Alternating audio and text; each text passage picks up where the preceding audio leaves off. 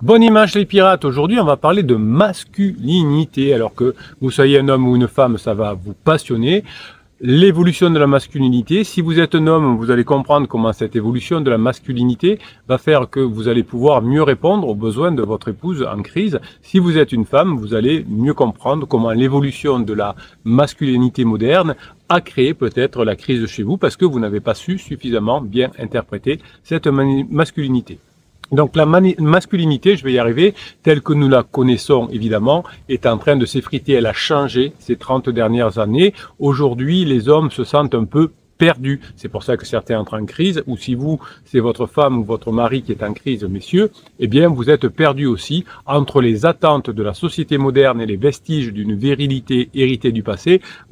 Que c'est dur cette cette crise. Donc Bruno, aidez-nous, capitaine, aidez-nous à comprendre cette crise de l'identité masculine invisible. Mais c'est vraiment cette crise de la masculinité, elle est profonde chez beaucoup d'hommes qui n'ont pas encore suffisamment travaillé sur eux. Peut-être que vous êtes un bébé pirate, vous n'avez pas encore assez bossé sur vous, mais vous allez y arriver. Évidemment, cette crise de la masculinité menace aujourd'hui directement la stabilité des couples et ça, il fallait qu'on en parle. Aujourd'hui, on sait que bon nombre d'hommes célibataires aujourd'hui le nombre en fait d'hommes célibataires est en forte augmentation, donc beaucoup d'hommes deviennent célibataires surtout chez les plus de 30 ans. Ça montre que on ne sait pas trop comment se positionner et quand un homme arrive autour de la trentaine ou entre 30 et 40, il ne sait plus exactement ce qu'il est, ce qu'il veut. Les relations amoureuses du coup deviennent de plus en plus éphémères ou n'ont même pas lieu chez les jeunes générations. Ça montre que la masculinité est en train de changer. On a une baisse marquée de l'activité sexuelle dans nombre de pays développés. Alors quand vous êtes en crise, c'est encore plus, mais les hommes sont un peu perdus par rapport à ça.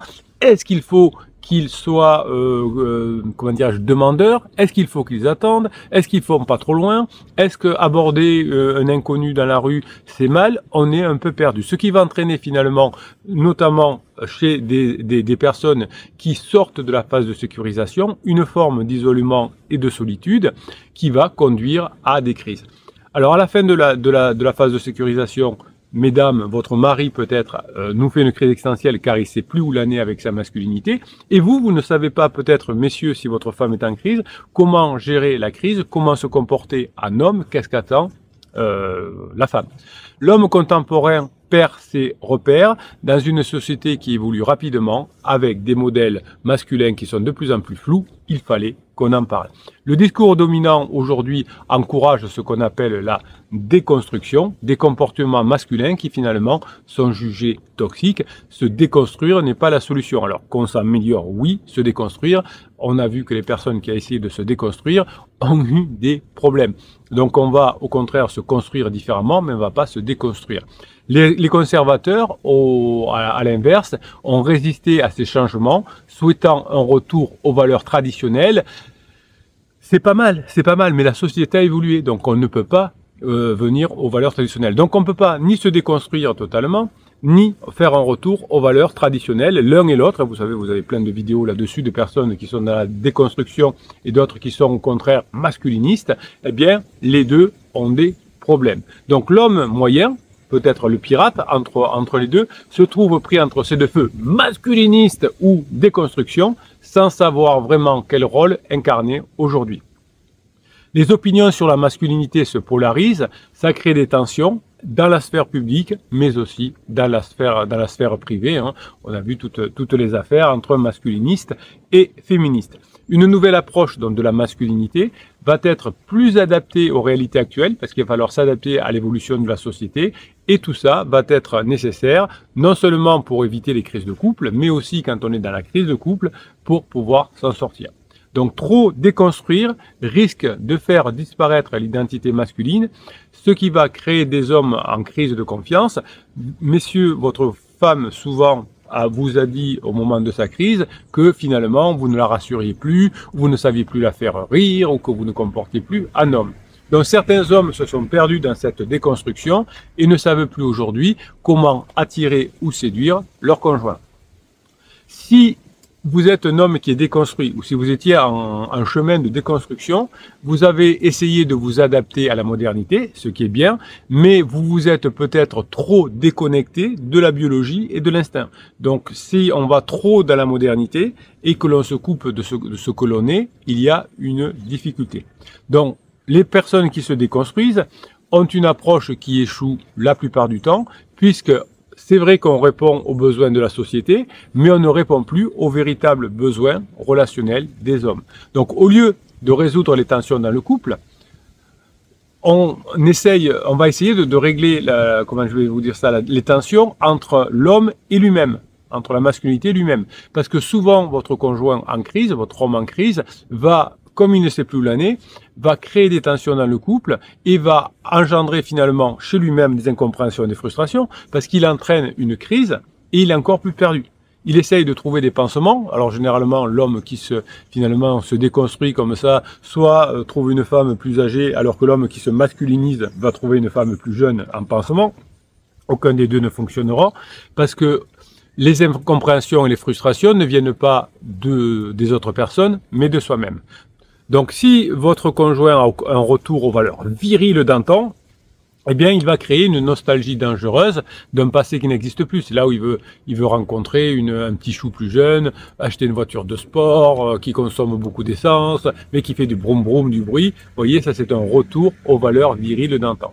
Donc dans une société où les femmes sont devenues économiquement indépendantes plus facilement, ce modèle est de moins en moins pertinent. Donc pour tous les masculinistes, eh bien, ils se prennent des râteaux, ils se prennent des baffes, des gifles de réalité. Donc les rôles de genre rigides sont mal adaptés au mode moderne, ce qui génère de la frustration, chez vous, mesdames, mais aussi chez les personnes qui deviennent trop rigides, les hommes qui deviennent trop rigides et qui n'obtiennent pas ce qu'ils veulent. Donc les contraintes morales, les contraintes religieuses, autrefois présenter un plus parce que ça permettait de rester avec son conjoint qui n'était pas indépendant financièrement parce qu'à l'époque les femmes travaillaient pas. Il fallait faire beaucoup d'enfants parce que beaucoup naissaient mort-nés ou décédés quand ils étaient jeunes. Donc les contraintes morales et religieuses aidaient évidemment les hommes à ne pas se barrer comme ça. Et donc finalement, comme il n'y a plus de contraintes morales ou religieuses, aujourd'hui ça laisse une place vide. Donc la rigidité de certains hommes en crise qui veulent se dire « moi je veux redevenir un bonhomme, moi je fais ce que je veux, moi tu les bonnes femmes, etc. » Eh bien ça va alimenter beaucoup de ressentiments quand l'échec va arriver. Donc l'avenir de la masculinité doit allier biologie et culture en prenant en compte les réalités du monde contemporain. Réalité du monde contemporain plus biologie. Donc il y a des personnes qui sont évolutionnistes et qui vous disent il faut revenir en arrière et ça marche pas. Des personnes qui disent il faut s'adapter à la société sans tenir compte des aspects de la masculinité. Évidemment, je vous ferai certainement une vidéo là-dessus. On est dans la même chose au niveau de la féminité. Si on va que dans le côté tribe wife ou je ne sais quoi, le côté que féminin sans tenir compte de la société qui a évolué, eh bien ça fait souffrir la femme qui va trop dans le passé et celle qui se déconstruit trop aussi par rapport à son rôle féminin, devient trop masculin, et bien il y a une souffrance aussi. Donc il s'agit d'accepter que certains aspects de la masculinité traditionnelle, comme d'ailleurs de la féminité traditionnelle, sont devenus obsolètes, tout en conservant des éléments biologiques utiles évidemment. Donc les hommes doivent développer des compétences émotionnelles, sociales plus raffinées qu'avant. Auparavant, c'était pas très grave, hein, puisque de toute façon, on était là sur de la morale et de la religion, on risquait pas de partir. Aujourd'hui, hein, ces compétences émotionnelles et sociales plus raffinées vont aider le conjoint, votre conjoint féminin, à être plus heureuse, parce que si vous n'avez pas de compétences émotionnelles, ça va être dur de passer 40 ou 50 ans ensemble sans avoir une maîtrise des émotions. Donc cette nouvelle masculinité valorise finalement une forme de résilience face aux défis du monde moderne, et c'est ce dont vous avez besoin. Évidemment, si vous arrivez à comprendre cette nouvelle masculinité aussi, vous allez redéfinir positivement l'identité masculine de votre conjoint ou la vôtre, messieurs, sans réduire l'identité masculine à un simple rôle social. Si vous avez réussi à comprendre que la masculinité comme la féminité a évolué, que c'est à la fois un compromis entre l'évolution de la structure sociale, mais aussi face à la biologie, eh bien là, vous allez pouvoir atteindre le bonheur. Un article du New York Times en 2023 nous révélait que la solitude des hommes atteignait des sommets historiques. aux États-Unis, un homme sur 3 n'a pas eu de relation amoureuse au cours des 12 derniers mois. Cette réalité invisible contribue directement plus tard aux crises de couple, car l'isolement affectif des hommes les perturbe, la perte de repères est là, et ça va exacerber les tensions dans les couples pour des moments où on ne sait plus où on en est. Donc ce changement de masculinité est un tournant, et pendant la crise existentielle personnellement, eh bien c'est exacerbé, et la crise existentielle plus la crise de la masculinité devient une crise relationnelle dans votre couple. Vous voyez tous les jours les dégâts que ça peut faire. Pendant des siècles, la masculinité s'est définie par des qualités rigides et des attentes inébranlables. C'est comme ça et c'est pas autrement, ça protégeait finalement la famille contre des envahisseurs. Ces vertus, comme ça et pas autrement, ces qualités rigides, ces attentes inébranlables, eh bien, c'était des vertus qui donnaient de la stabilité. Aujourd'hui, ces vertus ne fonctionnent plus dans le monde d'aujourd'hui. Ces qualités peuvent encore parfois s'appliquer dans nos vies, mais ça peut créer aussi au sein du couple des difficultés. Alors il y avait le sens du devoir. L'homme devait avant tout subvenir aux besoins matériels de sa famille. La stabilité était vue comme un pilier essentiel. Aujourd'hui, ce n'est pas suffisant. Sacrifier ses propres besoins pour ceux du foyer était la norme. Aujourd'hui, certains hommes ne veulent plus se stabiliser, se sacrifier. Ils disent certainement aussi, puisque les femmes peuvent aller travailler, il n'y a pas que moi qui dois me tuer à la tâche. Donc les postures rigides créent souvent un déséquilibre émotionnel interne, et on a un peu ce déséquilibre émotionnel interne encore chez certains hommes qui sont encore trop rigides. L'idée pendant une crise de couple, c'est évidemment d'être tout sauf rigide. Donc, si vous voulez récupérer votre conjoint, messieurs, si vous voulez comprendre votre homme, mesdames, il faut comprendre que les rôles modernes doivent être plus flexibles. Entraînez votre conjoint à être plus flexible, ou messieurs, être plus flexible vous-même. C'est un devoir qui prend aujourd'hui son sens initial. Le sens du devoir qui était « c'est comme ça, c'est pas autrement, je suis rigide », aujourd'hui, ce sens initial sera plutôt de la flexibilité.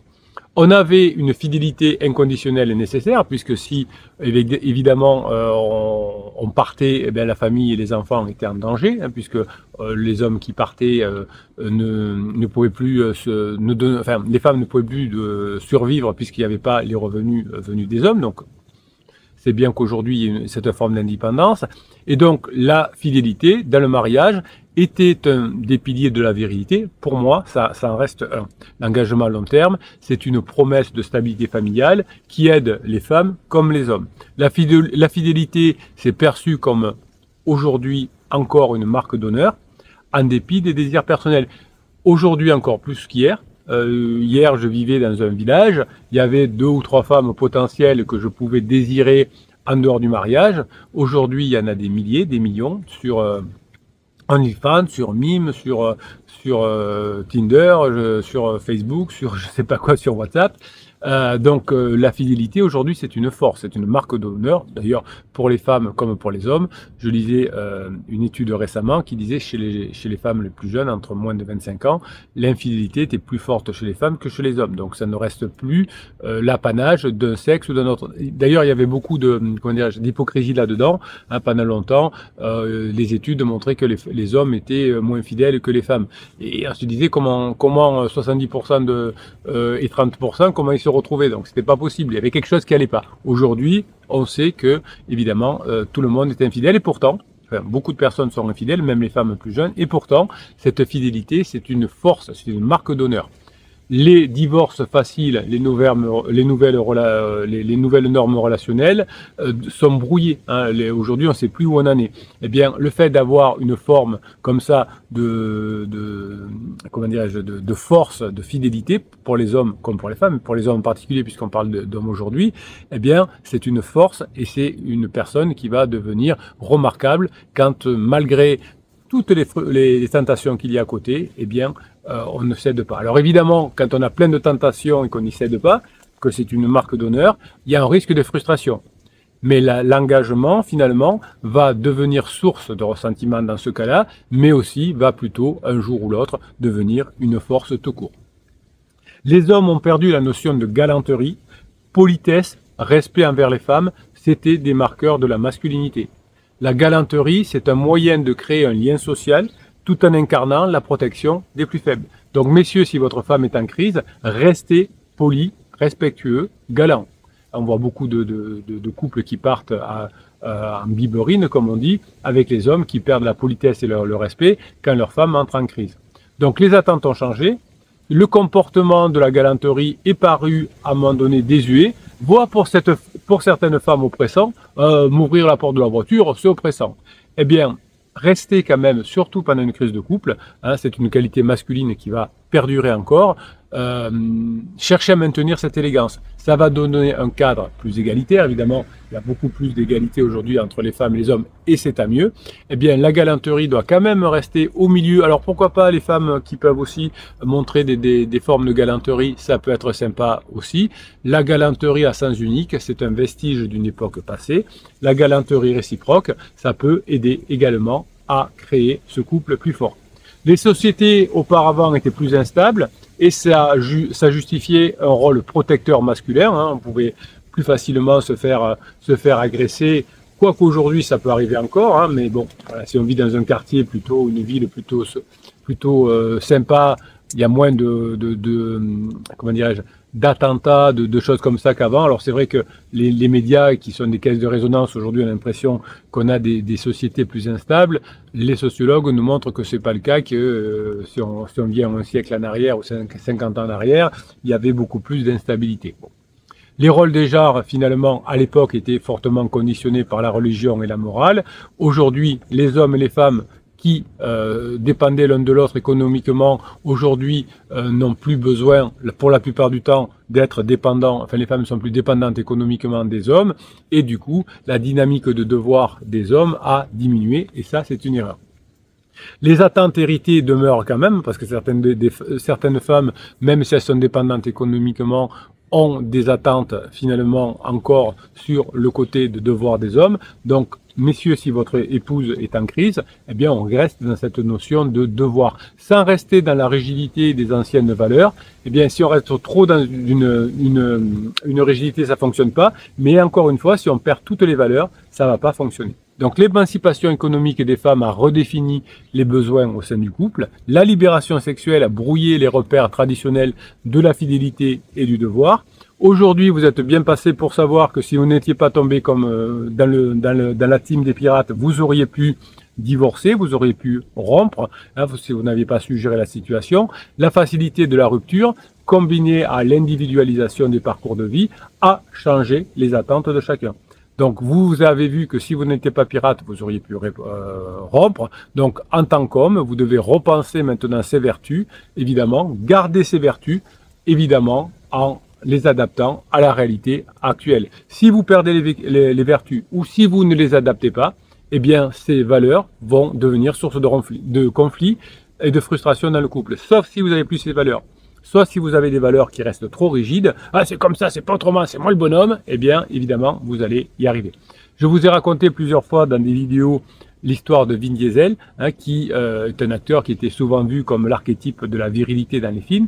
Eh bien, lors d'une interview, il a partagé comment la rigidité de son rôle de pourvoyeur, c'était son mot, de pourvoyeur, l'a poussé à s'éloigner émotionnellement de ses proches. En essayant d'incarner ce rôle classique de pourvoyeur, il s'est retrouvé piégé dans une solitude qui a finalement nui à sa relation.